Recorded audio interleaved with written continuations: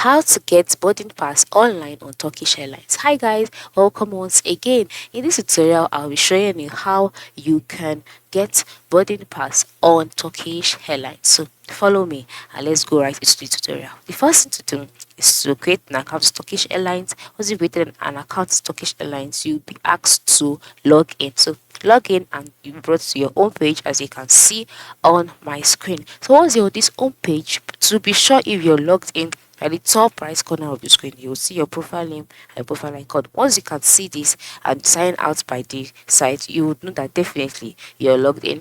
And then on the home page, you'll see a question asking you where you want to explore, and then below it you'll see three tabs, right, such as the flights, the check-in, and the flight status. Currently the flight status the flight tab is the one being displayed. You just move to the right side and then click on check-in or manage booking. Now at this point, you would have to input your ticket number and then your passenger's surname. Then once you've input this, click on this arrow. Once you click on this arrow, you'll be directed on that page where you can complete the check-in process as well as get your boarding pass.